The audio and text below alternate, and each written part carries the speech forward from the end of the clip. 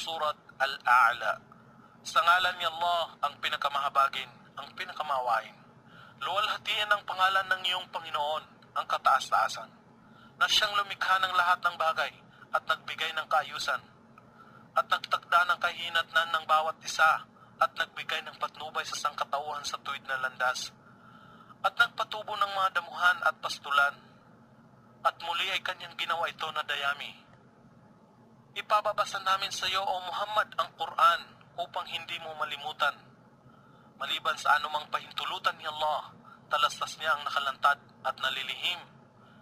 At gagawin namin na magaan sa iyo, O Muhammad, ang relihiyong Islam.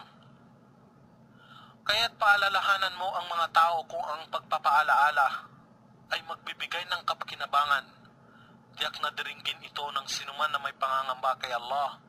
Datapot ito ay tatakwil ang mga masasawing palad, ang mga hindi nananampalataya, at mauhulog sa mga nag-aalimpuyong apoy.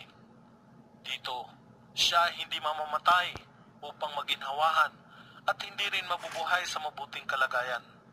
Katiyakan, ang magtatamo ng tagumpay ay siya na nagpapadalisay ng kanyang sarili sa pamagitan ng pag-iwas sa pagsamba sa mga Diyos-Diyosan at pagtanggap sa kaisahan ni Allah at sa Islam, at lumuluwalhati sa pangalan ng kanyang Panginoon, sumasamba lamang kay Allah at wala nang iba, at nananalangin, alalaong baga, ang 5 takdang panalangin sa maghapon, bukod pa ang mga dasal na pinagtatagubilin. Datapot minahalaga ninyo ang buhay sa mundong ito na hindi magtatagal. Bagamat ang kabilang buhay ay higit na mainam at mananatili, katotohanan ito ay nasa mga aklat ng unang kasulatan, ang mga kasulatan ni Abraham at Moises.